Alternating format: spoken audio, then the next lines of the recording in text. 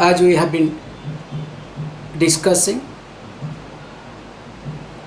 now in this session from today onwards, we will be talking on Tattva Bodha. This is a very introductory text for Vedanta. So this word Tattva Bodha, if you look at, there are two words. Tattva Bodha. So Bodha means knowledge. Now when I say Bodha means knowledge, knowledge of what? So knowledge of Tattva. So we say Tattvasya Bodha, Tattva Bodha. So knowledge of Tattva. Then the question may arise, what do you mean by the word Tattva? If we look at English meaning directly, Tattva means reality or the true nature. So you can say Tattva Bodha means knowledge of reality or knowledge of true nature. Now question may arise, what do you mean by this true nature and reality? How to look at? Quickly I will come to this point so that it becomes easier as the text comes. Actually, if we observe, the word Tattva itself explains. So we say Tasya Bhava iti Tattva. In English, what we explain as ness, the abstract sense. For example, if we look at, so what is the, let us say, the true nature or the reality of this cloth? So if we ask the question, please understand, there is nothing called cloth. So we say, okay, it's full of thread. But in English, to explain, sometimes we say the clothness is the truth, the reality, not the cloth. So that is called ness comes. Now fine, if clothness is behind the cloth, now question may arise. So what is that clothness? What do you mean by that clothness? Okay, you may say, oh, that thread. Then what is that threadness? Cotton. What is that cottonness? Now as we start seeing more and more, we come to the point that is the truth, the reality, which scripture will talk and will discuss. It is me, myself. So in short, Tattva means that the true nature of oneself or of myself. So that means knowledge of myself is called Tattva Bodha, or if you want to put it very carefully, self-knowledge. So if we want to understand the word Tattva Bodha means self-knowledge. Okay, now question may arise, because look, I am a very pragmatic person. Why should I know myself? Because if I observe without any purpose, we say prayojanam anudisya mandopina pravartate. Without any purpose, even if a dullest person, even if a laziest person will not move an inch. So if I have to, please understand, this is a beautiful way of looking at. If I have to know myself, so then what is the purpose of me knowing about me? I know about myself. Of course I am so and so. I am a man or woman. I have this, I have that. I have many explanations about me, myself. So when I know myself, then why should I know myself? That is the basic question comes. So to address that, please understand, when you try to put effort, definitely you look for a result. That is how we all work in our life. So here, knowing one's own self gives five-fold benefits. So the first benefit is called Jigyasa Nibruti, resolving the natural quest, the curiosity. We'll be seeing in details. Second one will be Ananda Prapti. Sometimes we say Vidyananda Prapti. So gaining happiness which is derived from knowledge. Then the third one is called Paravasya Nibruti. Sometimes we say Paratantra Nibruti, or you can say Karpanya Nibruti. So that means the sense of dependence will be no more. The dependence of others will go away. And the fourth one is Aghata Nibruti, the reducing the impact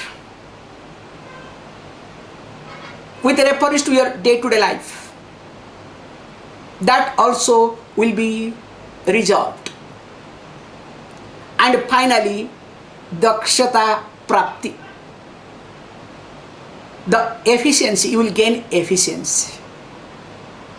So these are the five things, or you can say five-fold benefit one will arrive at by knowing one's own self.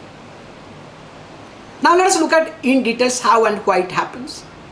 If we observe our life,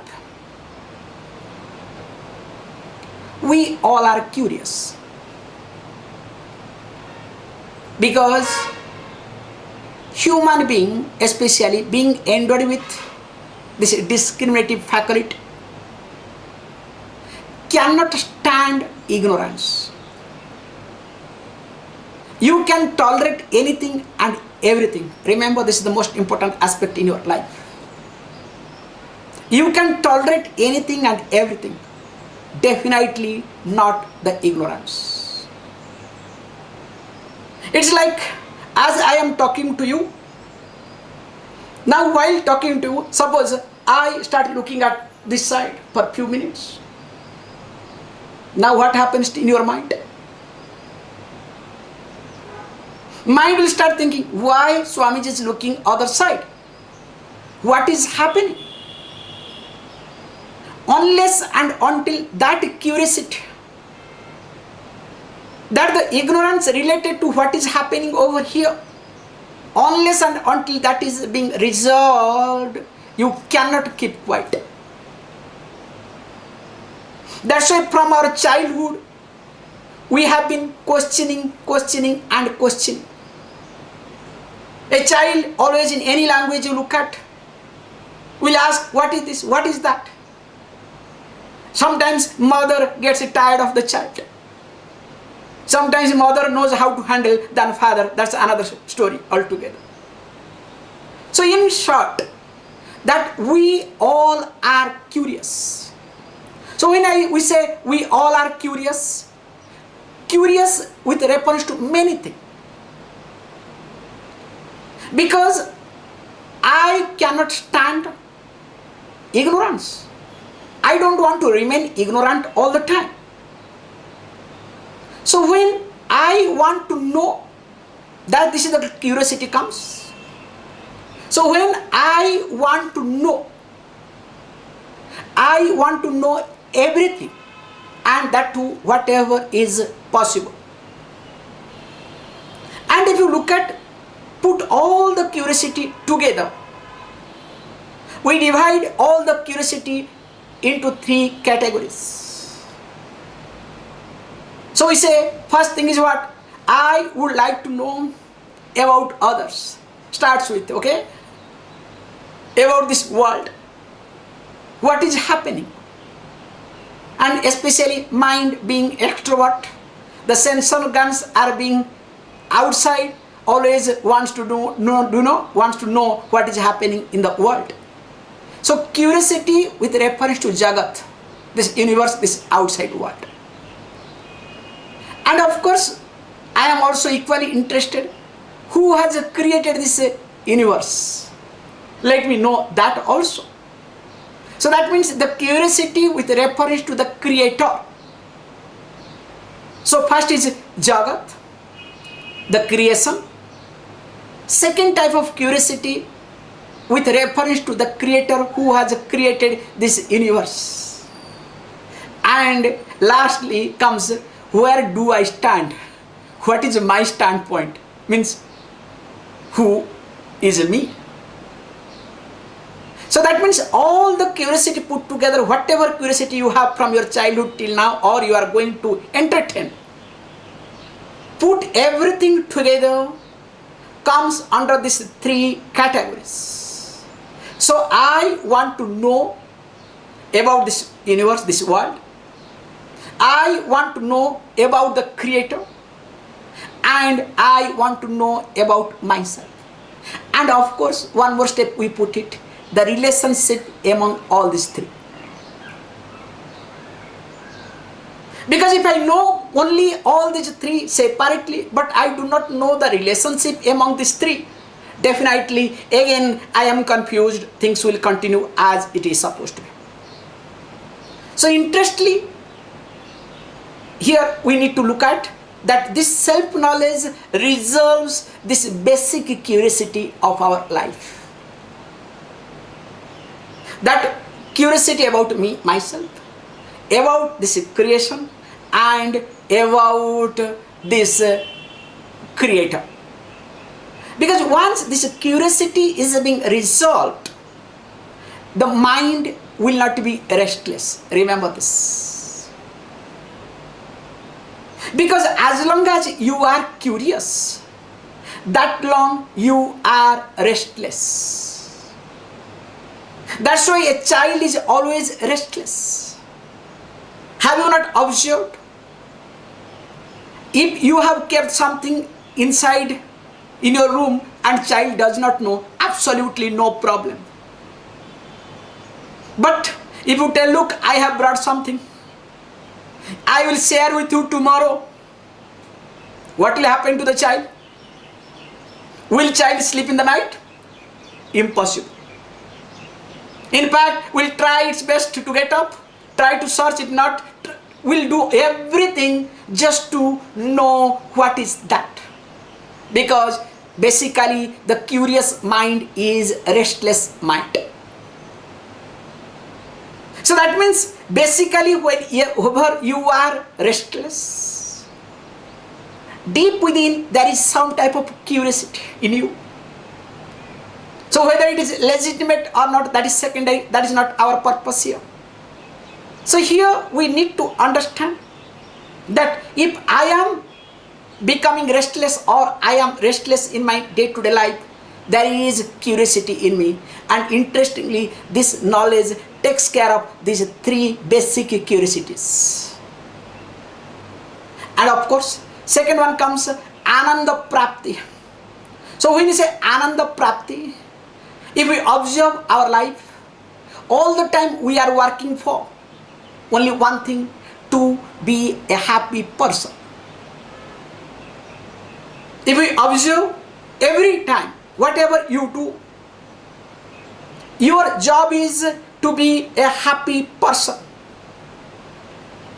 So when you want to be a happy person, of course your happiness depends upon many factors.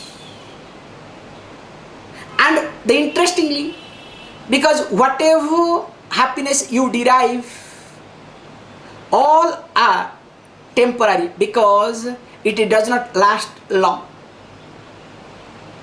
In fact, it comes and goes. And because it comes and goes, that's why you are more and more helpless. We say when something is created in time, that also gets destroyed in time. So here you derive happiness based on the knowledge.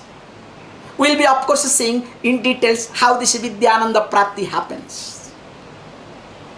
Because basically you can observe, please understand, in reality there is nothing called Vishayananda. The Ananda derived from sense pleasure. There is nothing called Vishayananda, okay? Remember, there is nothing called happiness derived from the sense objects or pleasure. It is exactly, please understand, this is what we always highlight. For example, the popular example that I give, like this jackfruit payasam. This is a very nice thing to taste, okay?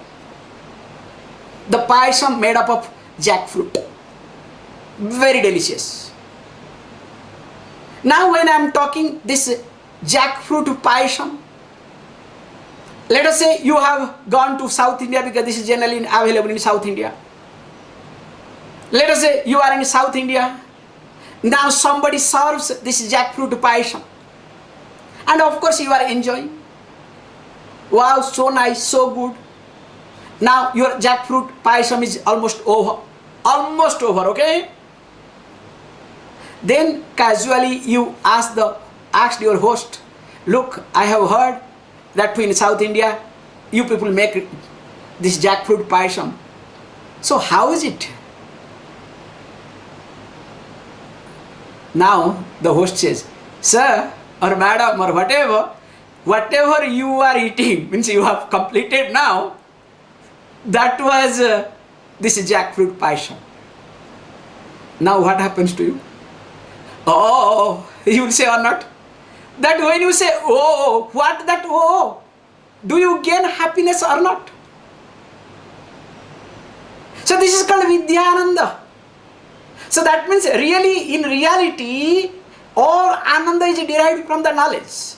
Let us not look into this now, this is not time. So here trying to say is that if you are depending upon happiness which is derived from sense object, it is called dependable happiness. So being dependence oriented happiness, it will fluctuate, and definitely always you will have sense of dependence, which is called the third benefit, paravasya nivruti. Sometimes you say paratantra or karpanya nivruti. Remember, when you are interested in happiness which is derived from outside, so whatever the happiness you are interested, you will start depending upon that. Definitely there is some type of sense of dependence. And wherever there is dependence, remember, there you are insecure. The insecurity comes when there is dependence. A dependent person, first of all, cannot be happy nor can be secure in life. We say, that's why we say, sarvam dukkham what? Paratantram. Paravasam sarvam dukkham iti. Whereas atmavasam sukham iti. This is called, in short, sukham dukkham. So whatever depends upon others, if something is dependent upon others, definitely that gives you unhappiness, miserable situation. Because if something is in others' control, definitely you cannot be happy person. Whereas whatever is in your control, you can be happy. So here in life, all the time you depend upon others. So when you start depending upon others, because your happiness is derived from others, it is exactly like the example that we give very nicely and carefully. The example of what? The dog eating the dry bone. Please remember this example. So when a dog, especially those days like street dogs, present day street dog, okay, dogs are supposed to be the street, okay, that's another thing to talk, because dog not inside the home, okay, pet, dog and cat, all these things should not be inside the home, because really it drains your energy, it brings down your thinking very differently. These two are not supposed to be in the home at all. However, that's not point. Point is, here when dog were moving, and of course there will be some dry bones lying down outside. Nowadays you have to buy the bone, okay? That's the difference. However, this dog, let us say two dogs or few dogs, they are started biting this dry bone. So when they keep biting, one is talking to another, hey look, my bone is juicy. You can see lots are coming out. How juicy is it? Then the other fellow says, no, mine is much more juicy. Now each one of them are fighting with each other. Hey look, it's mine is more juicy. The other one says, no, mine juicy. Now please understand, the third dog, who happens to be a wise person, what will say? Hey, you both of you are stupid. Neither your bone is juicy nor his. In fact, the juice, the blood comes from your mouth, because the way you are biting, from your mouth there are scratches and blood comes out, and you attribute this blood to the bone. In reality, the blood comes from within. So how this dog comes to the conclusion? Sometimes in life we behave like dogs. I'm sorry to use this bad word. This is what our life is. We always derive the happiness from outside. And we attribute that, look, this happiness comes from outside. In fact, always it is from me within. If I am not happy, if I am not comfortable, please understand, if every situation is there in front of me, still I cannot be a happy person either. That's why it says beautifully that paravasa nibruti. When knowledge is there, when you understand this, you will not depend upon anybody for your happiness. And the fourth one is called aghata nibruti. As you know, life is not always walking on bed of roses,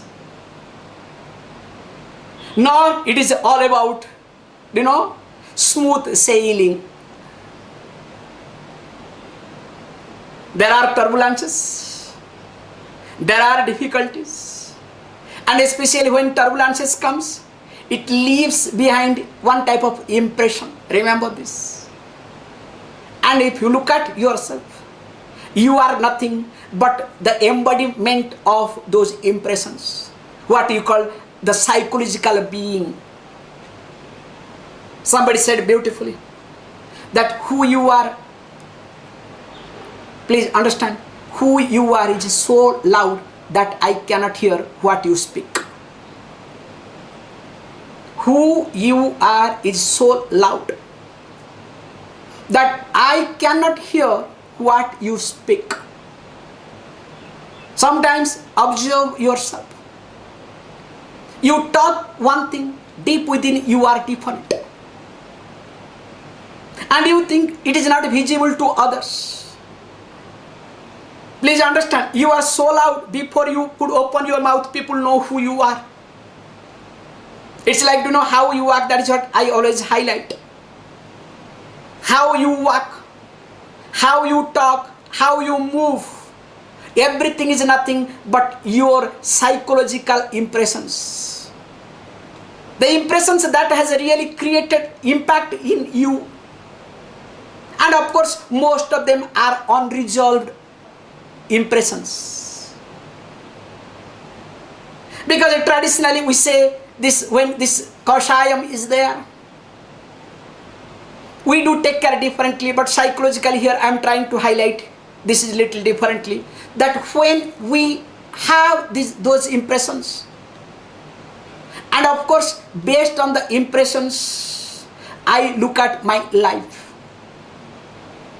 Just observe this point, is a very difficult thing to happen in life. Me is nothing but basically a psychological being. That's why all my frustrations, all my emotions, all my insecurities comes to the forefront. Just observe how this bhokta becomes a karta. So bhokta means one enjoyer or experiencer. Let us say all of you are listening to me. This is one type of experience. Through the ears, through the eyes, you are able to see me through the eyes and able to hear through the ears. Now when you start experiencing as an experiencer, now in between there are two things. In fact, there are many things I would rather say. Just observe this point. What happens and how it happens. So when you look at yourself as an experiencer, you start listening to me. In between what happens? There is a filtration. You as whatever. So in between what happens? Your raga, likes, dvesha, dislikes, your anger, your frustration. Suppose like now I am doing it. Now you are angry with a person who does like this. Now your anger comes. So now your raga, dvesha, krodha, kama, lobha, moha, all these emotions put together filters it. Now when your experiences, please understand, the experiencer without knowledge, unknowingly, allows the experiences to pass through all these emotions. Then after that what happens? You become a doer. So doer means what? You want to take a note, or you want to listen to me, or you want to sleep, or you want to, like, some of you like has put up the camera so that you can relax, you can do whatever you want. Let Swamiji talk as much as possible. We can enjoy our life. So that means the doer, to do something, the experiencer and doer, there is a big gap, and that gap is your emotions. You understand what I am trying to highlight here is? And this emotions is nothing called aghata. So it has hurt you. There are a lot of scars in your mind. And when there are scars, definitely you will not be able to listen to Vedanta either. In fact, always Vedanta goes overhead. So he says very nicely, you need to understand, and this knowledge helps to reduce your aghata, the scar, the hurt that you have. Remember, Vedanta does not change people. Vedanta will not change the situation either. Remember, I cannot change you. The way you are, you will continue. Nor I can do anything. This is the truth, this is the reality. But remember, at least Vedanta will help me to understand better that I will not feel hurt from you. How? The impact with reference to a situation will change, but not the situation. How? Just observe this point.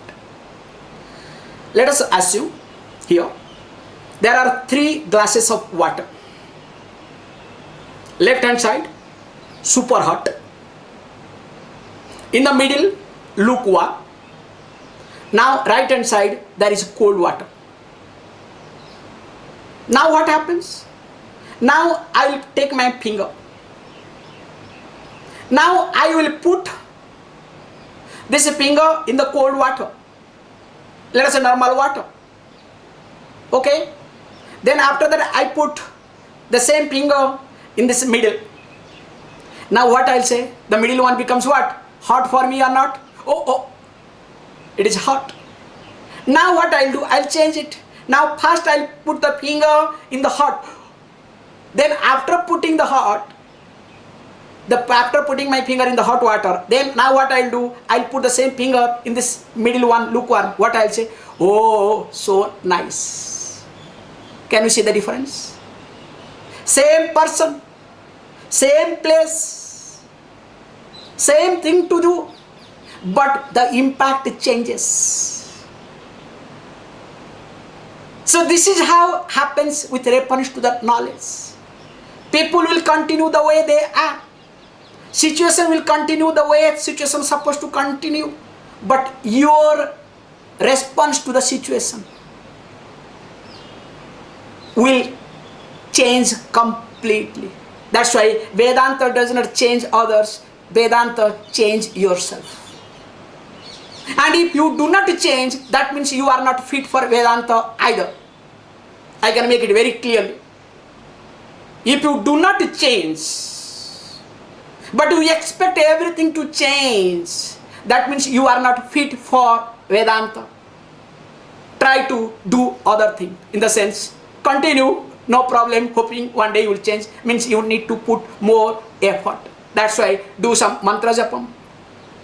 Do other things so that your mind will be prepared for it. Or else what will happen? You will try to misuse this Vedantic teaching. However, so this aghata nivrutti. And when aghata nivrutti minimizes, that means the sense of heart, when it minimizes, I'll take another 3 minutes maximum because we have to stick to our time. Then finally comes what? Dakshata prapti.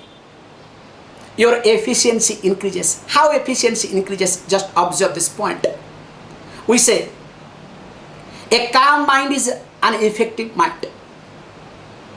And of course, if you look at an emotionally disturbed mind, is a handicapped mind.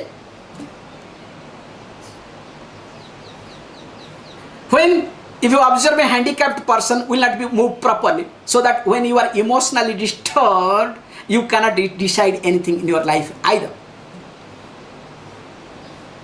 So we say, that's why this IQ was taken over by EQ. And remember, your emotional disturbance is nothing called a virus. What we call virus, what is that virus? If you look at, virus is nothing, as you know, that vital information resources, VIRUS, under siege. So in the computer, whatever virus is there, vital information resources under siege. Now when you are emotionally disturbed, you know many things. Now all your information is under siege or not?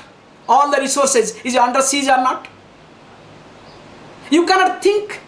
You cannot remember. In fact, you think the way you are emotionally disturbed.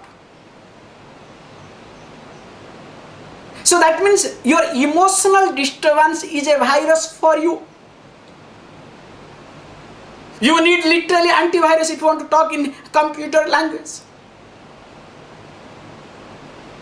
That's why the teaching becomes antivirus.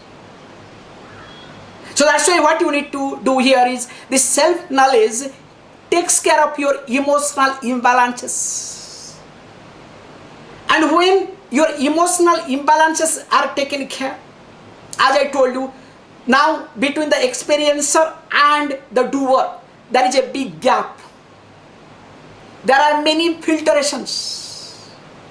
Now based on the filtration, the doer changes. The attitude of doer completely depends upon these filtrations that we discussed. Now, because of this knowledge, now the filtration will not be there.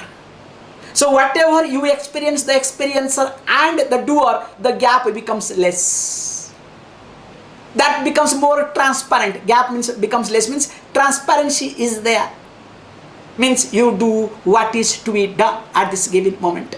Definitely what happens when you start doing what is to be done at this moment, definitely your efficiency increases. And remember, all these 5-fold benefits put together is called moksha, is called liberation, is called happiness. Don't think that happiness comes only one way or other. No, all these 5 put together is called happiness, is called liberation, is called nirvana, if you want to talk any languages. And this comes from the self-knowledge. More of it we'll discuss. The source of self-knowledge, then we'll go to the text. So we'll meet you tomorrow at the same time. Thank you all of you. Please close your eyes.